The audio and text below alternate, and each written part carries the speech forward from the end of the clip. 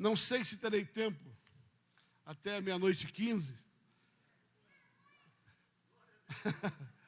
de ministrar tudo, mas eu prometo que eu vou dar o mais extenso possível dentro disso. Na verdade, são 2 palavras, eu quero ver se eu consigo concentrá-la numa noite, né? Já estou me oferecendo para ficar, está vendo como é que eu sou oferecido?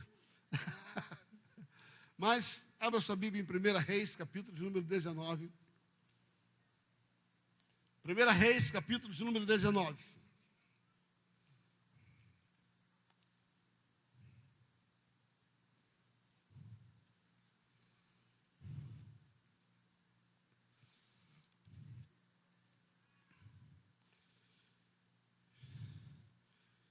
Querido apóstolo Eric, pastora Débora, que bom, muito obrigado pelo convite, né? Bom estar com vocês. 1 Reis 19, a partir do verso 15.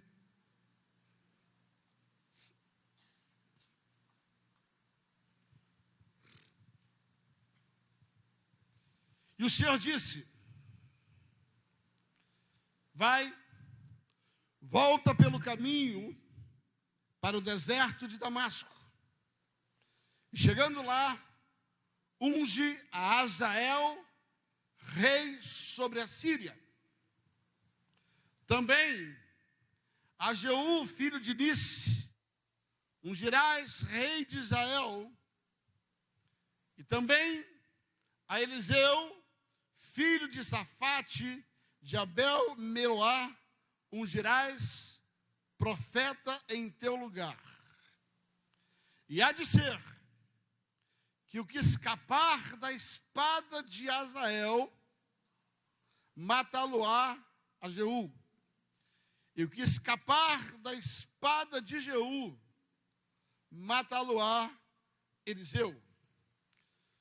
Partiu, pois, Elias dali, e achou a Eliseu, filho de Safate, que andava lavrando com 12 juntas de bois adiante dele. E estava na 12ª. Elias passou por ele e lançou a capa sobre ele. Então deixou eles os bois, correu após Elias e disse: deixa-me beijar meu pai e a minha mãe, e então te seguirei. E ele lhe disse: vai e volta, porque tu sabes o que eu te fiz. Fala comigo. Porque tu sabes que eu te fiz.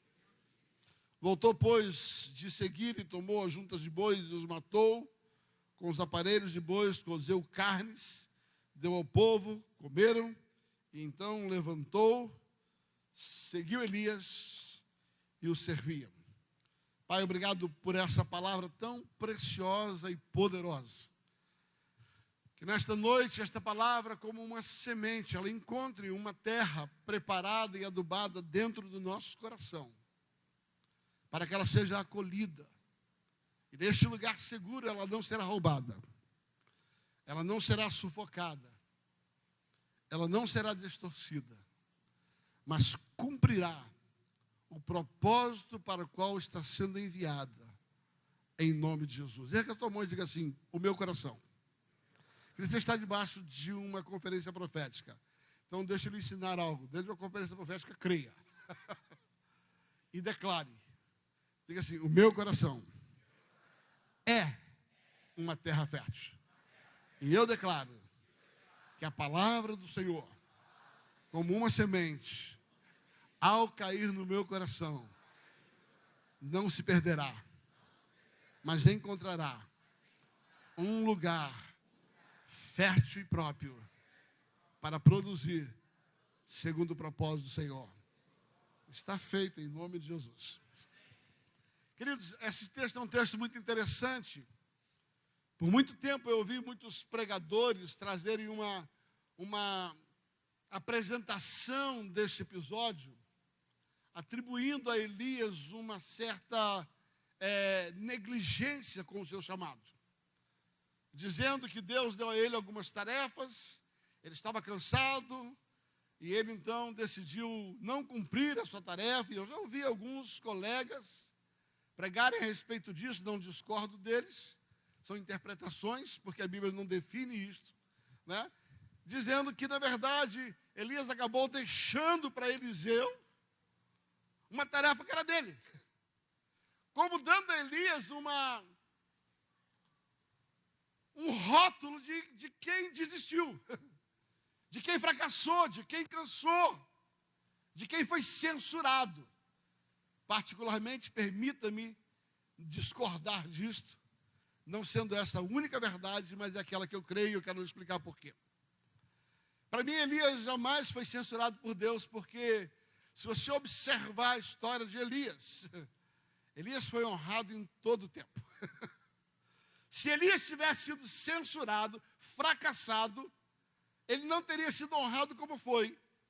Se tem na Bíblia Sagrada o conhecimento de pouquíssimas pessoas que não passaram pela morte física. Citada na Bíblia, por exemplo, Enoque. A Bíblia diz que Enoque começou a andar com Deus, e um dia Deus viu que ele estava mais para lá do que para cá e recolheu ele. Se é assim, você começa a andar com Deus demais, já Deus toma a gente para ele, né? Outra coisa a Bíblia fala a respeito de Elias, que começou a andar com Deus, e Deus se agradou tanto dele, que ele teve uma das deixadas da terra mais pirotécnica, extraordinária, que alguém podia fazer. Você consegue imaginar você andando, você consegue imaginar essa cena, você andando, e de repente uma carruagem de fogo passa, Elias sobe nela. Querido, é honra demais.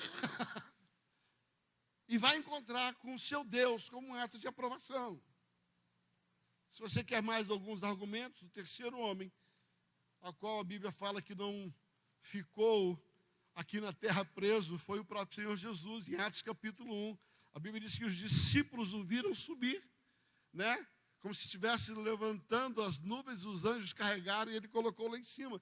Então, pelo amor de Deus, não vai me dizer que Deus censurou o ministério de Elias, porque Deus vai dar a Elias como um homem, sabe, tremendamente. E você, como eu, Tiago, vai chegar ao ponto de dizer assim, sabe, Elias era um homem com tantos problemas quanto nós, com tantas limitações quanto nós. Entretanto, Elias orou e não choveu por 3 anos e meio, e ele orou novamente e colocou. Deus está colocando Elias num lugar de fé, num lugar de aprovação. Então eu não consigo observar o ministério de Elias censurado. Eu não consigo observar o ministério de Elias, o profeta que foi, na dimensão que foi, como homem doente da alma, depressivo, que se escondeu, desistiu, e deu um jeito de passar a tarefa para alguém, porque ele não queria ficar mais aqui. Ok, você vai dizer assim, mas Elias falou com Deus que estava cansado. É verdade, eu também estou. Você também está. Recentemente preguei uma mensagem intitulada Estou Cansado. Tinha acabado uma obra na igreja, eu estava cansado. Mas eu não sou cansado, eu só estava cansado. Entende o que eu estou dizendo? Há momento que você se cansa, mas nós não somos cansados, nós ficamos cansados. Sabe por quê? Porque a nossa força se renova. A Bíblia diz em Isaías, ai meu Deus, se você entendesse isso.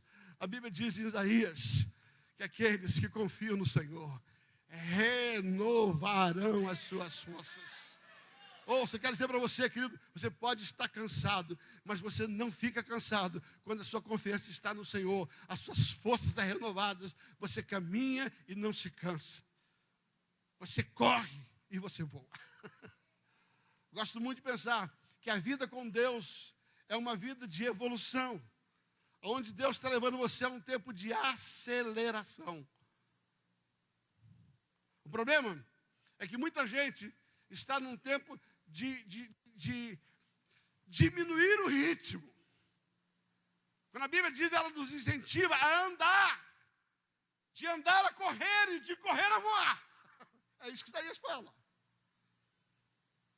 Mas tem muita gente que está cedendo ao estar cansado como um cansaço permanente. Só se cansa permanentemente quem não entende Isaías 55. Aqueles que confiam no Senhor renovarão as suas forças. É em Deus que nós renovamos as nossas forças. Sabe? Gosto de pensar, eu gosto de associar Isaías 55 ao Salmo de número 1. Diga assim: eu fui feito para voar. De novo, eu fui feito para voar. De novo, eu fui feito para voar. Um pouquinho mais alto, diga assim: eu sou águia. Eu fui feito para voar. Mas às vezes alguma coisa acontece com a gente, em vez de voar, a gente corre. Às vezes Isaías trocando esta coisa, dizendo assim: aquele que anda, aquele que corre e aquele que voa. Você foi feito para voar. Mas às vezes o dia a dia nos dá essa sensação de cansaço. E em vez de voar, nós corremos. E se nós não vigiarmos de correr, nós andamos. Porque Isaías fala sobre essas três sequências: voar, correr e andar. Se você entrar e ligar Isaías 55 ao Salmo de número 1, ele vai assim: bem-aventurado o homem que não anda. Diga assim: Isaías voou, correu, andou. Agora o salmista anda, ele diz assim: devo dar aqueles que não andam segundo o conselho dos ímpios, nem se detém no caminho dos pecadores, e nem se assenta na roda dos escarnecedores. Deixa eu dizer uma coisa para você. O inimigo da nossa vida, o diabo, ele está tentando diminuir o seu ritmo. Você nasceu para voar, aí ele coloca em você algumas coisas, você começa a correr. Aí você começa a não dar atenção a essa diminuição de ritmo de correr, você começa a andar. É mais ou menos assim, você foi feito para voar. Acontece uma coisa ou outra, uma situação, em vez de voar, você começa a correr. Aí você não dá atenção, você começa a andar. Aí se você começar a andar e não der atenção, você para. Se você não der atenção, você senta. Mas eu tenho uma notícia para te dar. Não importa onde você esteja, essa conferência profética é uma renovação e uma aceleração sobre a tua vida. Eu quero profetizar para você. Ouça, querido, se você estiver sentado nessa conferência, Deus vai te levantar. Se você estiver levantado, Deus vai botar você para andar. Se você estiver andando, Deus vai te botar para correr. E se você estiver correndo, Deus vai fazer você voar. Quando eu junto Isaías 55 ao Salmo de número 1, eu vejo Deus falando a respeito. Você tem duas opções: ou você de voar, senta, ou você de sentar, voa, você escolhe. Eu quero dizer para você, Deus vai acelerar o teu ritmo e o ritmo desta casa. Há uma unção de aceleração durante esta conferência. E Deus vai começar a falar a respeito disso. Voltando ao texto, Elias, para mim, ele não desistiu da sua carreira. Pastor, então, por que ele não ungiu Azael? E por que ele não ungiu a Jeú? A Bíblia diz que Deus deu uma ordem para Elias, falou assim: você tem 3 tarefas. As suas 3 últimas tarefas. Vai, unge Azael, depois unge a Jeú, e depois unge a Eliseu no seu lugar. Entenda que aqui não é só instrução para ungir 3 pessoas, mas ele instrui também como se uma prioridade, porque o versículo seguinte vai falar a respeito disso. Ele diz assim: sabe, quem escapar da espada de Azael, ou seja, Azael precisava estar ungido. Ele precisava ser o primeiro a ser ungido. Quem escapar da espada de Azael, a espada de Jeú vai sobre ele. Então é como se houvesse uma ordem estabelecida por Deus. Você precisa ungir Azael, depois você unge a Jeú, e depois você unge Eliseu no seu lugar. Essa é a impressão que o texto me dá. Então onde está a minha argumentação e onde está a minha interpretação de que Elias não fracassou? Deixa eu colocar para você. Para mim, Elias era muito mais espiritual do que a gente pode entender. Para mim, Elias entendia muito mais de reino do que se pode imaginar. Ouça o que eu vou dizer para você. A Bíblia diz que Elias sai dali. E quando Elias sai dali, ele vai direto até onde está Eliseu. E unge Eliseu. Joga a capa sobre Eliseu. Ordena Eliseu. E vai embora. Não unge Azael e não unge Eliseu. Quando eu comecei a pensar a respeito desse assunto, o Senhor me trouxe um entendimento. E por favor, estou fazendo aquilo que o Espírito me deu como interpretação. Você tem direito de discordar. Eu creio realmente que não existe ministério exitoso se você não estabelecer sucessores. Eu vou repetir. Para mim não existe esse ministério exitoso se você não estabelece quem dá continuidade ao que você começou. Não adianta você construir um mega templo, não adianta você construir uma mega igreja, uma mega visão, não adianta você fazer uma coisa extraordinária, se quando você morrer, aquilo morre também. Chama-se legado. Então, uma das funções proféticas de um ministério é receber algo da parte do Senhor e trazer pessoas para caminhar com você, para entender o seu DNA, o DNA da sua missão, o DNA do seu chamado, para que quando o Senhor te tirar ali, alguém dê continuidade ao que você começou. Porque se você não transmite o DNA do que Deus te deu, quem entrar no seu lugar vai fazer o que quer e não o que Deus deu para você. Isso não é sucessão. Sucessão é quando você entende que você precisa colocar alguém do seu lado, e esse alguém anda com você, entendendo a missão que Deus te deu, te ajudando a cumprir a missão gradativamente, até o dia que você for recolhido, e aquela pessoa então dá continuidade à sua missão. Eu creio realmente que quando Deus deu 3 ordens para Elias, o que estava na cabeça dele não era simplesmente, eu vou cortar caminho, vou ungir Eliseu e ele que se vira com o pacote que ficou. O que está para mim aqui é dizendo o seguinte, eu preciso colocar alguém do meu lado. Porque eu ainda tenho 2 tarefas para fazer. E se ele andar do meu lado, ele vai comer um sal comigo. Ele vai entender o meu coração. Ele vai entender o meu chamado.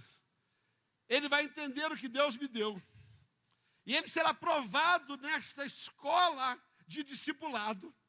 E quando Deus me recolher, ele não vai inventar moda. Ele vai continuar o legado que eu comecei. Quando ele unge Eliseu, quando ele chama Eliseu, em lugar ele não está tentando pegar atalhos ou correr de uma tarefa que Deus lhe deu.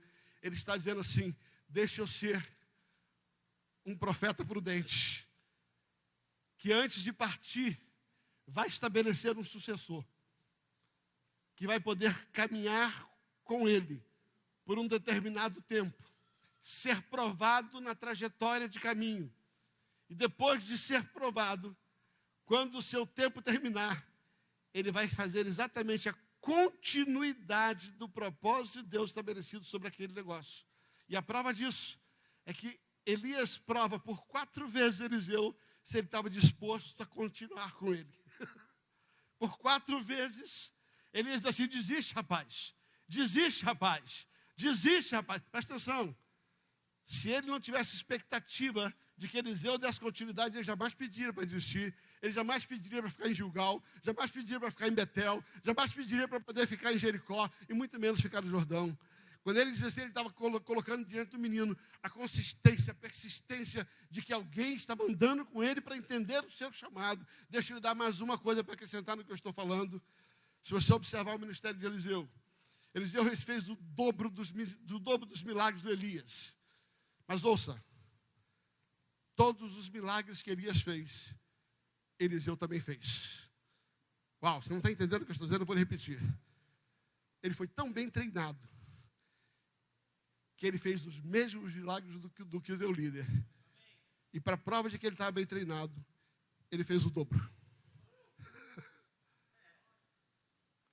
Se isso te convence, a mim me convence, Elias não fracassou no seu chamado. Eu fico pensando, que tipo de profeta fracassado é esse que Jesus está tendo a sua maior experiência? E de repente aparecem os dois personagens mais importantes do Antigo Testamento. Moisés e o fracassado do Elias para conversar com Jesus. Sem chance. Sem chance. Eu quero dizer para você, queridos, Elias não falhou na sua missão. Elias foi mais prudente que a maioria dos pastores que eu conheço. Elias colocou Eliseu no seu lugar para falar assim: filho, vem pegar o DNA daquilo que Deus mandou você fazer. Isso aqui fica uma advertência para cada um de nós. Vem andar conosco, ande do nosso lado. Entenda o que Deus nos chamou para fazer. Porque o dia que nós terminarmos a nossa missão nesse lugar, alguém vai precisar dar continuidade. Amo a história de Josué com Moisés. A Bíblia diz que o jovem Josué, ele era conhecido como Josué, filho de Num, servo de Moisés. Você pode perceber que na grande maioria esmagadora, em que o nome de Josué aparece, a não ser, se eu não estiver equivocado, 3 vezes na Bíblia, todas as outras vezes, quando se fala de Josué, e Josué, filho de Num, servo de Moisés, ele aprendeu tão bem a lição, ele andou tão perto do seu líder, tão perto, que as pessoas dizem assim: realmente ele está dando continuidade à caminhada daquilo que ele fez. Deixa-me acrescentar mais um detalhe. Deuteronômio capítulo 34, versículo 15. Ele completa a minha tese. A Bíblia diz que Deus chega para Moisés e fala assim: Moisés, põe as mãos sobre a cabeça de Josué. Deuteronômio 34, 15. E transfere para ele a sua autoridade. Porque a partir deste ato profético, todos vão respeitar ele como respeitam você. Leia, Deuteronômio 34, 15. Ele vai dizer assim: não só uma transferência de caminhada, de DNA, mas agora a sua autoridade, por ter servido a ele, por ter servido a Moisés, agora a autoridade que está sobre a vida de Josué, como um servo. Se você for até Josué, os 3 primeiros capítulos de Josué, por 2 vezes, a Bíblia vai dizer: e o povo ouvia a Josué, assim como ouvia a Moisés. O que aconteceu na vida de Moisés não foi simplesmente, ele não completou a sua carreira, ele treinou alguém para que pudesse dar continuidade. Concluo essa introdução dizendo o seguinte: aquela mulher samaritana que encontrou Jesus no poço de Jacó, no poço de Sicar, que Jacó havia cavado, está em João capítulo 4, versículo 12. A Bíblia vai dizer que aquela mulher chega para Jesus, depois de uma conversa, ele diz assim: porventura, projeta para mim, João capítulo 4, versículo 12. João 4, 12. Aquela mulher fala para Jesus assim: porventura, és tu maior do que nosso pai Jacó? Presta atenção, ela está dizendo assim: eu tenho uma referência na minha vida, chama-se Jacó. Qualquer pessoa que não for maior que ele não vale a pena ser ouvida. É isso que ela está falando para isso. Ela está dizendo assim: você é maior do que Jacó? Ele está dizendo assim: eu tenho uma referência de um homem bem-sucedido, de um ministério bem-sucedido, chama-se Jacó. O senhor é maior do que Jacó? Ela está dizendo assim: se o senhor provar para mim que o senhor é maior do que Jacó, eu te ouço. Ela diz: és tu maior do que o nosso pai Jacó? E ela explica. Ela explica por que Jacó era tão relevante na vida dela. Sabe por quê? Porque nos deu o poço. Ela está dizendo assim, há 2.000 anos atrás, Jacó cavou esse poço. Essa foi a obra de Jacó. E é por esse poço que Jacó é lembrado. É por esse poço que Jacó é lembrado. Todo mundo que passa aqui vai dizer assim, Jacó fez isso. Jacó está sendo lembrado pela obra que faz. Deixa eu dizer, você será lembrado pela obra que você constrói. Pelo poço que você cava. Aí ela diz assim, és tu maior do que Jacó? Ele fez essa obra. Ela está dizendo assim, qual a obra que o senhor tem? Está perguntando para Jesus, que obra o senhor tem? Porque Jacó, eu sei, está aqui, ó. Agora presta atenção. A obra que Jacó fez, ele viveu dela. Assim, és tu maior do que Jacó? Porque ele cavou esse poço, mas ele bebeu desse poço. Ouça, querido, nenhuma obra é relevante se você não vive dela. Eu vou repetir.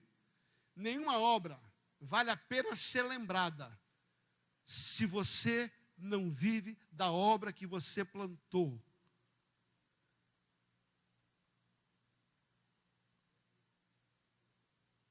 Posso lhe contar uma experiência?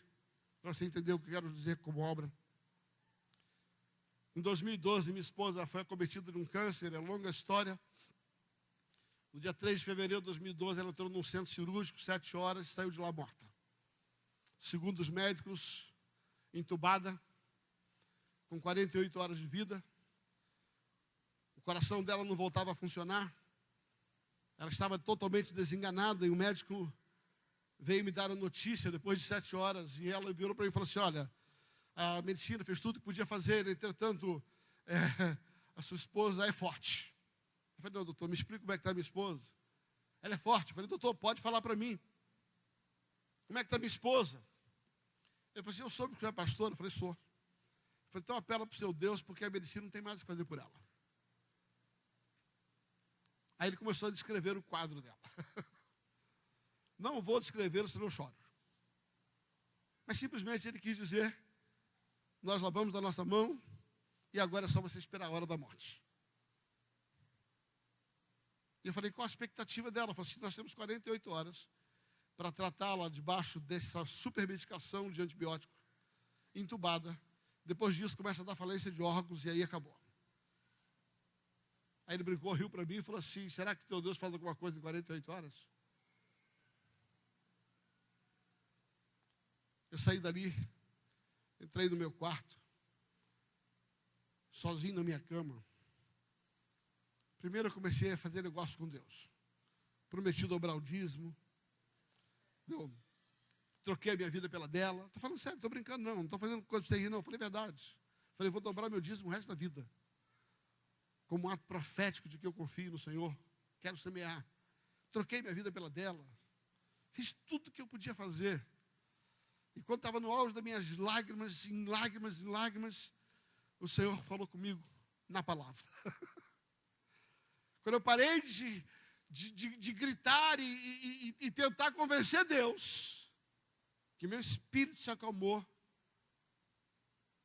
uma pérola da palavra de Deus foi lançada no meu ouvido.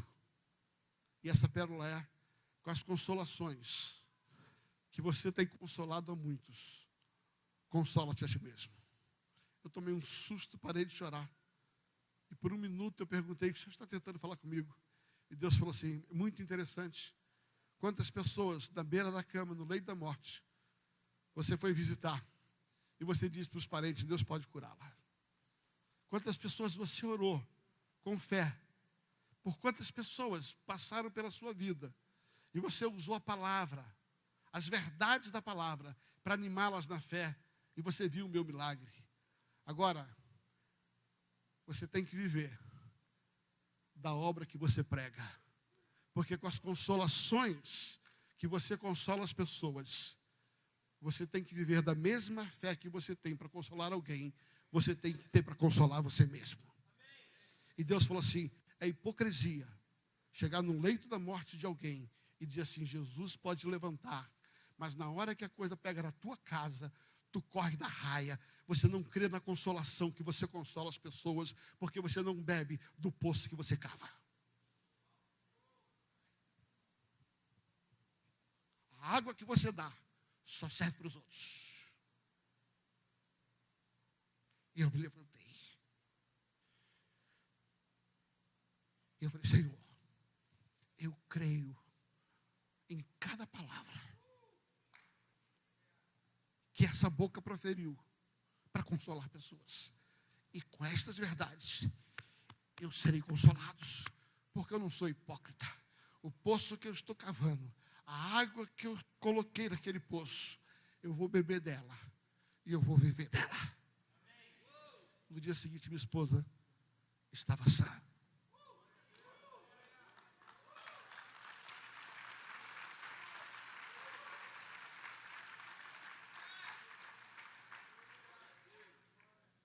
Eu não acredito em ministérios que cavam poços, mas não vivem dele. Essa mulher diz assim, ele bebeu dela. Ele bebeu do poço que ele cavou.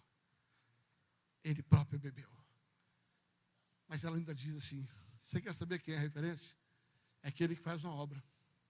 Aquele que vive da obra que cabra. Mas é aquele que faz sucessão. É aquele que os filhos também vivem da mesma obra. E filhos aqui podem ser naturais ou espirituais. Eu acredito que o ministério exitoso, ele tem que passar por sucessão.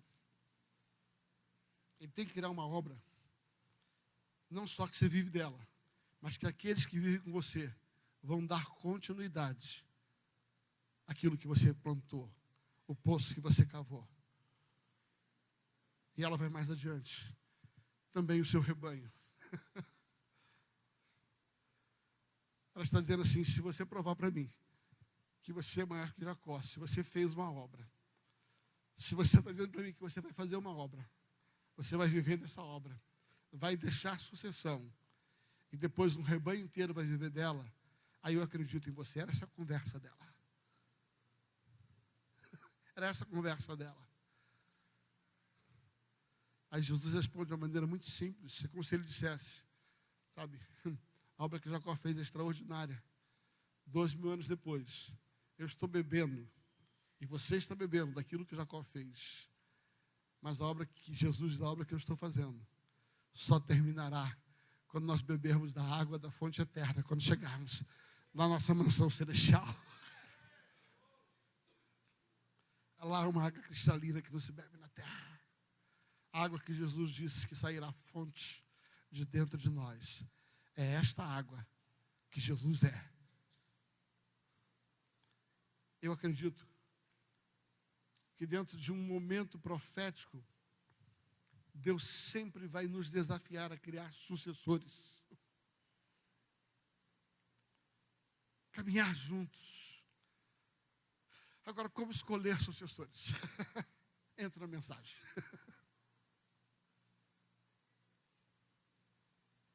Como escolher sucessores? Primeiro, a escolha, ela sempre será soberana. O que você está tentando dizer? Que quem escolhe o sucessor não sou eu, e que nem é o sucessor que me escolhe. Quem escolhe o sucessor é Deus. Porque não foi Elias que escolheu Eliseu, nem Eliseu que escolheu Elias. Foi Deus que falou, vai lá e coloca Eliseu no seu lugar. Toda sucessão exitosa parte pela soberania de Deus. Não é isso que Jesus fala em João capítulo 15, versículo 16? Não foste vós que escolheste a mim, mas eu vos escolhi a vós. E eu vos escolhi para que vades, des fruto, e o vosso fruto permaneça. Porque desta forma, tudo que pedires ao Pai em meu nome, isso não será concedido. A escolha é soberana. Entretanto, quando Deus traz uma escolha soberana, é necessário as duas ações, as duas partes responderem. Elias tinha que dizer sim, e Eliseu tinha que dizer sim. Não adianta Deus escolher alguém que diz não. Não adianta Deus escolher alguém que diz assim, não, eu não quero.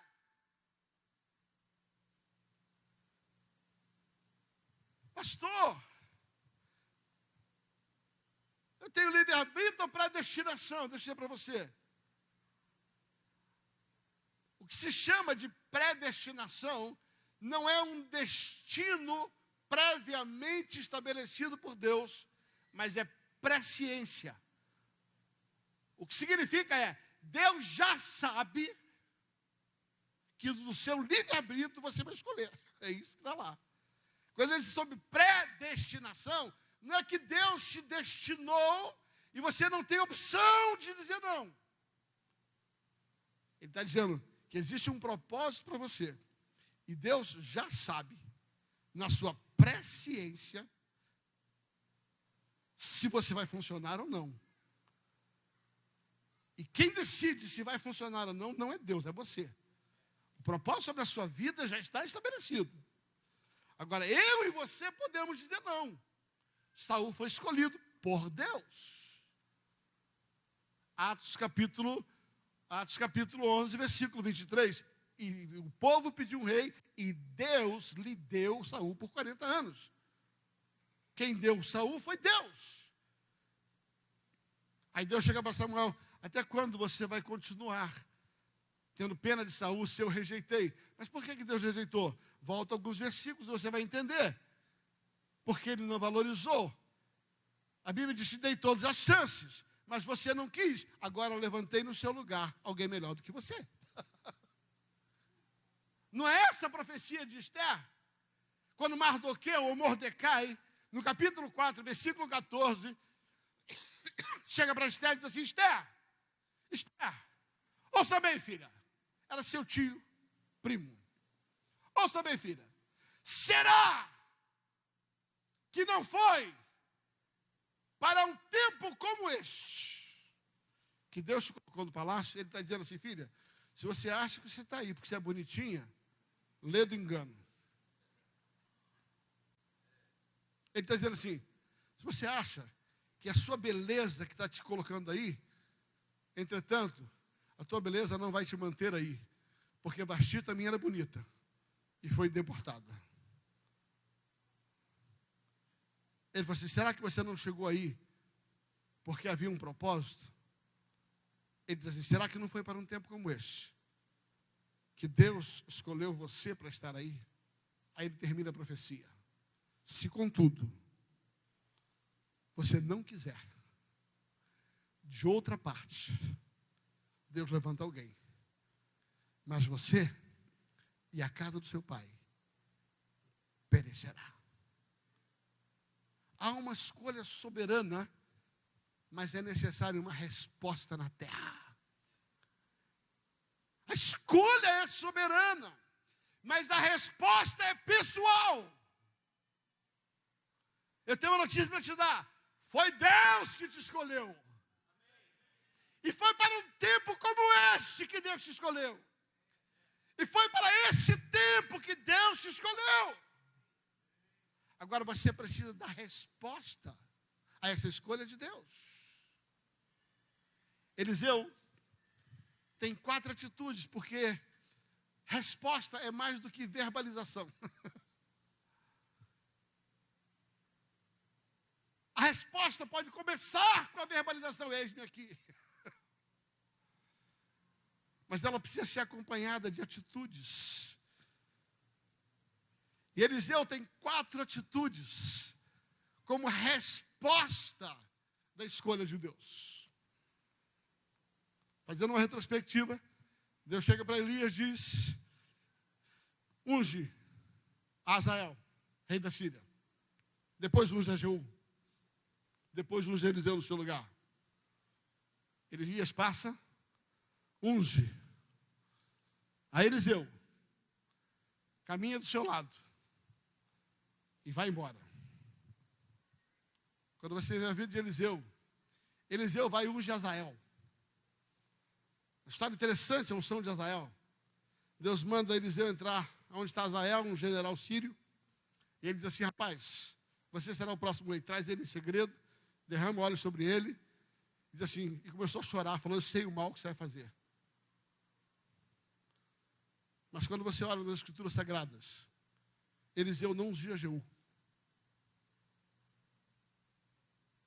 Um dia, Eliseu chama um dos seus discípulos e diz assim: meu pai Elias me botou ao lado dele, porque eu precisava aprender com ele uma tarefa. E ele tinha que ungir Azael e a Jeú. Eu já ungi Azael. Aí ele chega para o seu discípulo e fala assim: agora vai você e unge a Jeú. Quem unge a Jeú é um discípulo de Eliseu, para que haja continuidade do que Elias começou, do que Eliseu fez. E aí continua o tempo todo.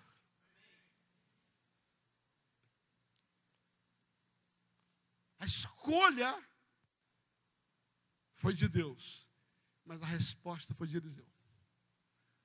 Deixa eu falar sobre os 4 tipos de atitudes que eu e você precisamos ter, a exemplo de Eliseu, para responder a um chamado profético.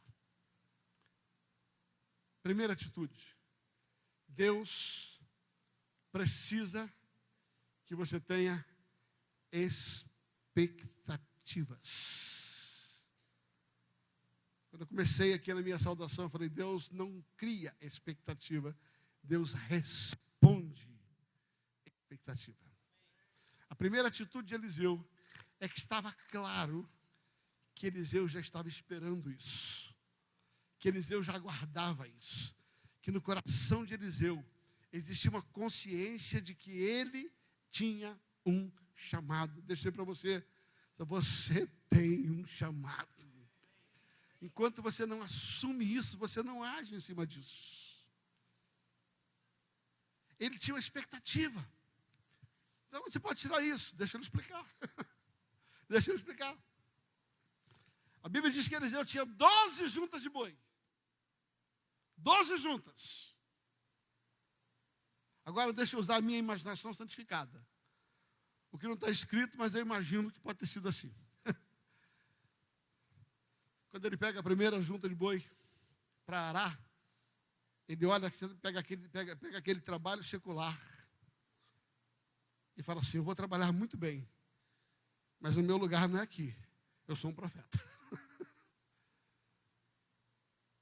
Eu sou um profeta. E eu vou lhe provar isso. Me acompanha. Ele pega a primeira junta de boi e trabalha aquela junta de boi na expectativa. Quando é que vem o meu chamado? Quando é que alguém vai reconhecer o meu chamado? Quando é que alguém vai me chamar?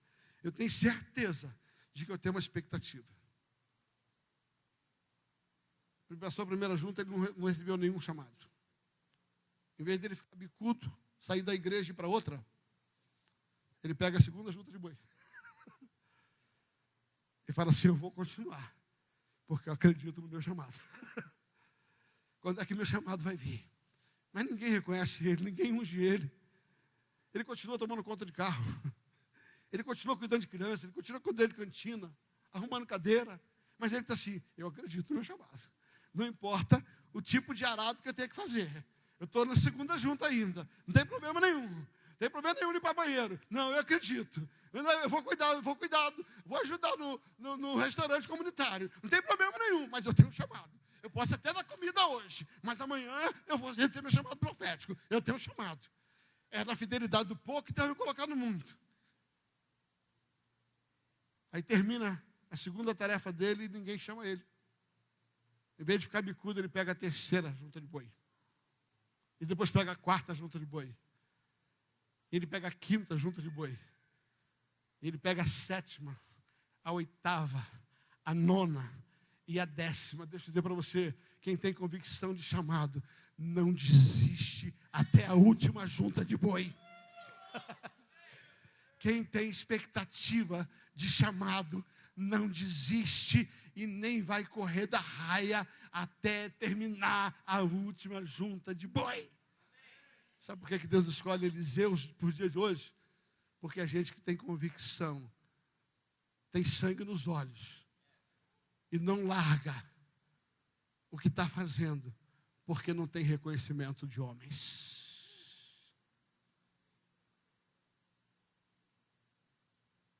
Bíblia diz que era a 12ª.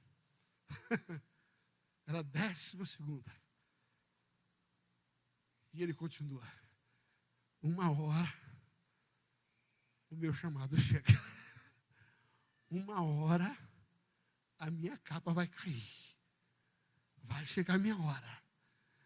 Eu estou na última junta de boi, mas eu não perco a minha expectativa.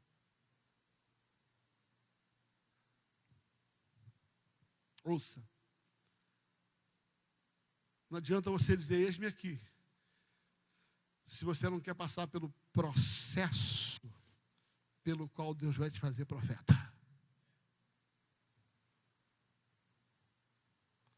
Tem muita gente que acha que a partir do instante que entendeu o chamado, agora tem que sair para a galera, seu boneco.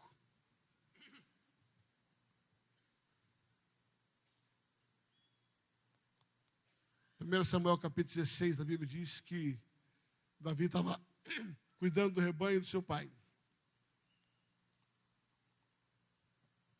Foi chamado. Seus irmãos tiveram que esperar.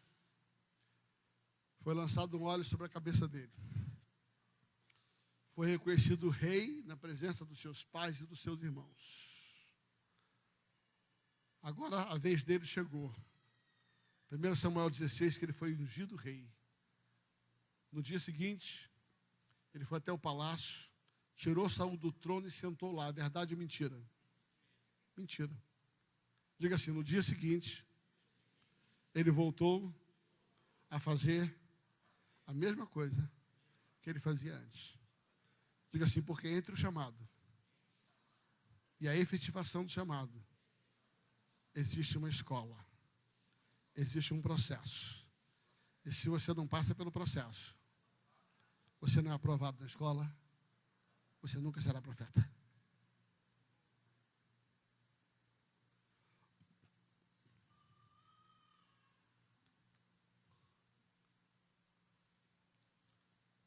A expectativa no coração dele. A resposta começa com eis-me aqui. E esse eis-me aqui precisa ter dentro de você uma convicção. Eu tenho um chamado. Mas está demorando. Continuo crendo no meu chamado. Mas não reconheceram. Continuo crendo no meu chamado. Querida, há uma unção tão forte nesse lugar. Eu não sei como é que nós vamos terminar hoje o negócio aqui. Eu não sei. Mas ouça o que eu vou dizer para você. Se você acha que está demorando, deixa ele contar a história de um personagem bíblico. Que aos 12 anos de idade, quando ele nasceu, os anjos cantaram, os magos trouxeram presentes, ouvimos isso aqui na abertura. Os reis reconheceram.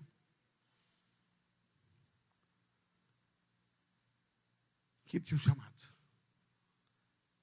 Aos 12 anos de idade,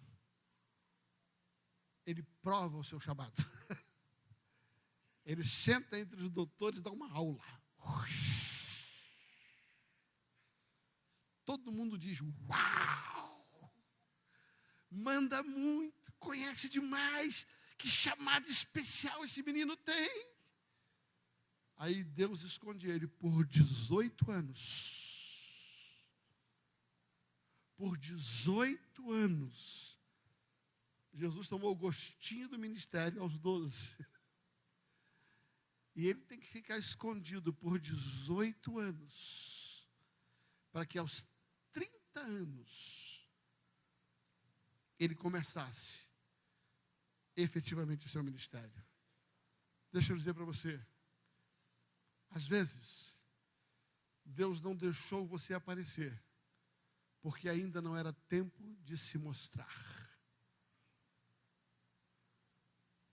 E eu tenho uma notícia para te dar. Quando Deus faz isso, Ele não está te punindo, Ele está te preservando. Porque não adianta você entrar no lugar que Deus quer que você esteja, se você não tem maturidade para lidar com esse lugar. Muitas vezes Deus não colocou você ainda onde você crê que você vai chegar. Não é por punição, é por amor. Porque ainda não é tempo de você se mostrar. E quando você passa pelo processo das 12 juntas de boi, dos 18 anos escondido no seu chamado, aí uma hora Deus vai falar, chegou a hora de você receber a sua capa. Chegou a hora da capa cair.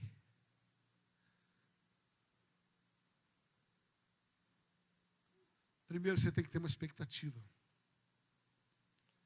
Segunda coisa, pela qual você precisa, e eu preciso, e a atitude nossa, responde nosso eis-me aqui.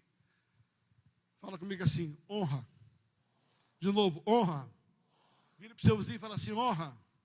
Diga assim, sem honra, o seu eis-me aqui tem pouco valor. Porque tem muitas vezes assim, eis-me aqui para mandar, eis-me aqui para governar, eis-me aqui para aparecer, eis-me aqui para cantar.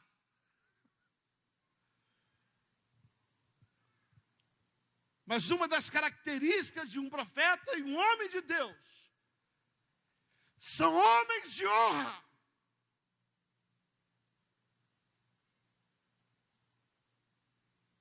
Quando Elias passa, vem cá, meu amado, por gentileza, sobe aqui um minuto, por favor.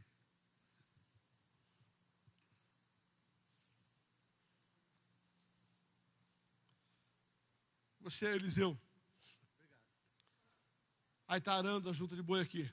Primeira junta, ele está dizendo assim, uma hora meu chamado chega. Não chegou. Segunda junta. Terceira junta. E ele está andando, continua esperando. 10ª junta. Ele está na 12ª junta. Para aí. O que está no coração dele? Eu tenho um chamado. Eu fui escolhido.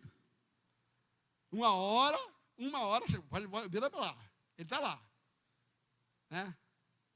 Essa é a cena, literalmente essa é a cena que está escrita na Bíblia. Elias passa.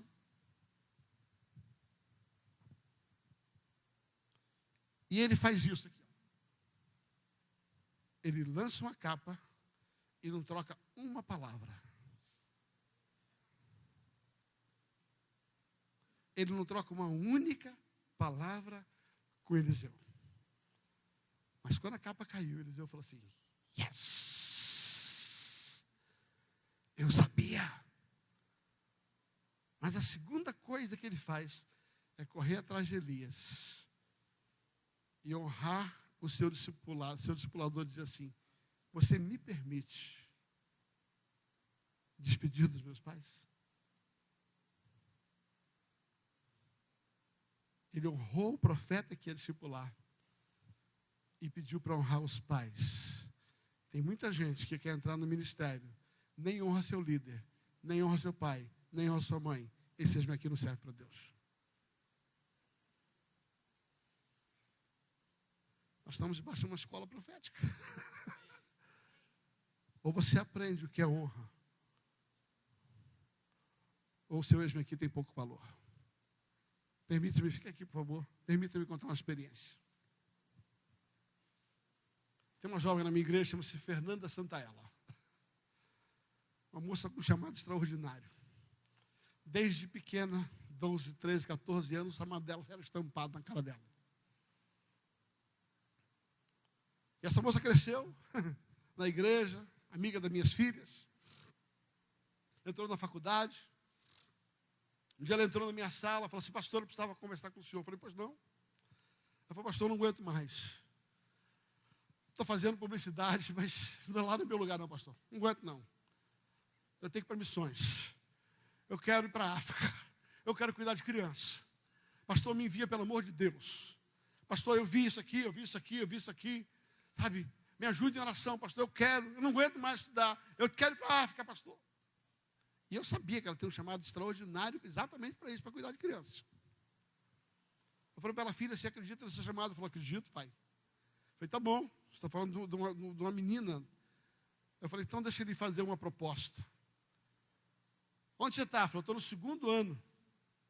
Eu falei, quanto tempo falta para você se formar? Ela falou, mais 2. Eu falei, então faz o seguinte, filha. Vai lá e se forma. Termina a sua faculdade. E se forma na sua faculdade. Arruma um emprego. E quando você estiver empregada, com o seu diploma na mão, você volta aqui e diz que você quer ir para a missão. Eu falei, mas por quê, pai? Eu falei, é simples. É simples. O seu pai natural não é crente. E o sonho de um pai é, no mínimo, formar uma filha. E se eu te mandar para missões agora, o teu pai vai odiar Deus, porque Deus roubou dele o sonho de formar uma filha. E você vai desonrar seu pai. E ainda vai jogar seu pai contra Deus. Deus não tem pressa, filha, fica tranquila. Honra seu pai. Faça a faculdade para honrar ele. E quando você estiver na sua faculdade, e esse chamado continuar pulsando dentro de você, eu quero que você volte a me procurar. A bichinha é bem desaforada. Terminou os 2 anos. Arrumou um emprego no seu 3º ano. Quando ela pegou o diploma, ela marcou um horário comigo, entrou na minha sala.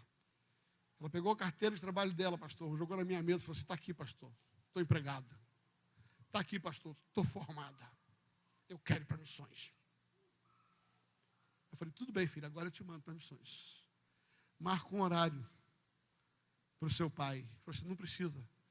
Meu pai está aqui, quer falar com o senhor. Aí o pai dela entrou na minha sala. Um senhor bronco. Ele olhou para mim com os olhos cheios de água. E ele falou assim, muito obrigado, pastor.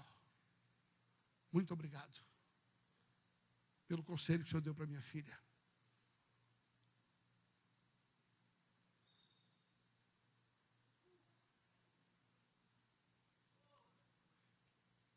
Homens que nem o senhor.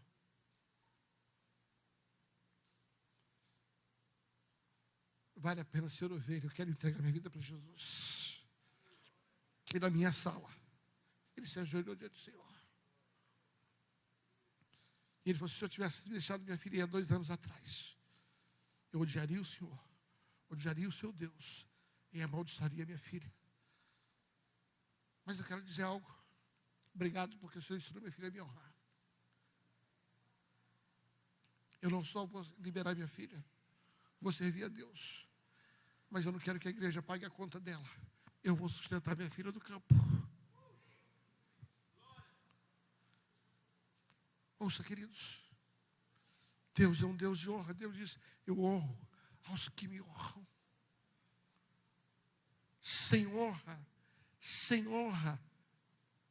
não me vem com essa história de eis-me aqui. Aprenda a ouvir não do seu pastor, a ouvir não do seu pai. Aprenda a ouvir sim. Porque o coração da autoridade está na mão do Senhor. E Ele inclina para onde Ele quer. Se há propósito, Deus nunca vai deixar a autoridade reter o seu propósito. Simplesmente honre a autoridade e Deus move o coração dela. A segunda atitude de Eliseu, para responder, foi, eu vou honrar, me permita honrar. Terceira autoridade, terceira coisa, você precisa ser desapegado. Tem muita gente querendo servir a Deus, mas preso a coisas, preso a situações, preso a dinheiro, preso a status. A Bíblia diz que Eliseu falou assim, agora que meu chamado chegou, eu vou largar todo esse trem aqui. Pastor, você está dizendo que eu vou ter que largar tudo para servir a Deus? Não, você só vai fazer aquilo que Deus te pediu para fazer. Mas você não pode ficar apegado às coisas, nem a famas. Quarta e última coisa, que corresponde, quarta e última atitude, que coopera com o Senhor aqui. Sirva.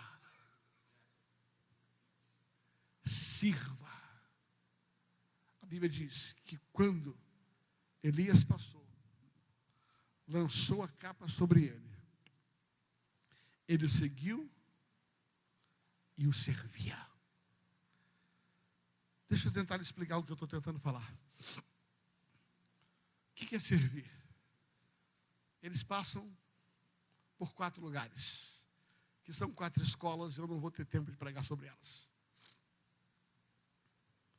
Gilgal, Betel, Jericó e Jordão. Em todos os lugares, está Eliseu aqui, servindo Elias. Eles estão em Gilgal. Elias diz assim: fica aqui. Fica aí. Fica aí, você já recebeu a capa, rapaz. Fica aí. Não te deixarei. Vou continuar te servindo. Aí sai de Gilgal, chega em Betel. Elias fala assim: tá bom, fica aí. Não, eu não vou te deixar. E é interessante que em cada lugar haviam 50 filhos de profeta que diziam assim: você sabe que Deus vai levar teu chefe? Cala a boca, rapaz, eu sei. Mas eu ainda não tenho tudo que eu quero. Eu não vou deixar enquanto eu não receber tudo que Deus tem para o meu chamado. Aí ele continua caminhando. Aí chega em Jericó. Fica aí. Não fico. Aí chega no Jordão. Ele fala: cara, me larga, me deixa, pelo amor de Deus.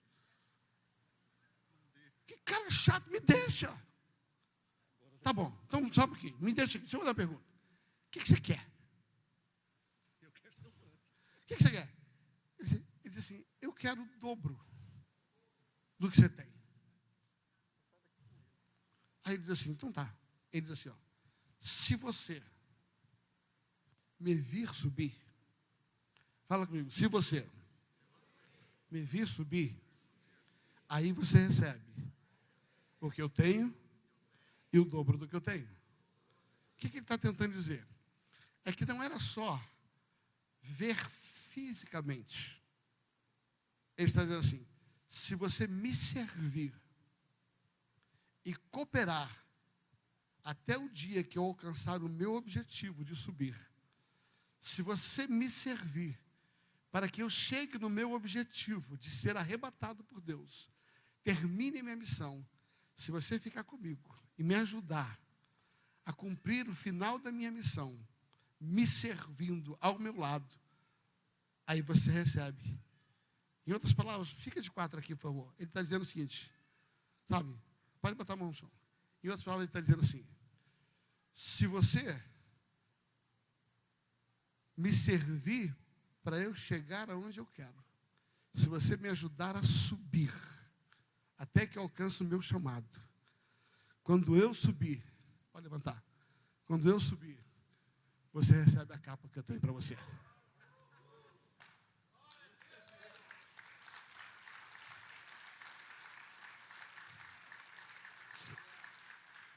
Obrigado.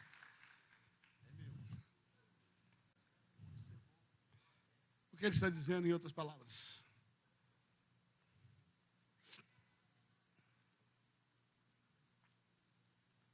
Quem te escolheu foi Deus, não foi você.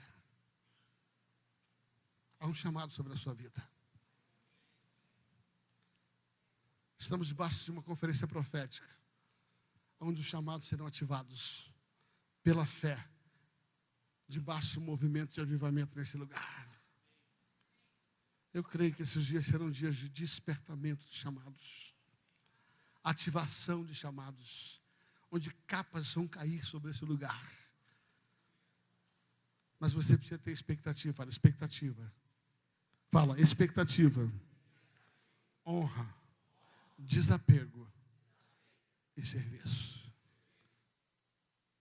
Quando você tem essas 4 ações, aí o Senhor pode dizer: está preparado.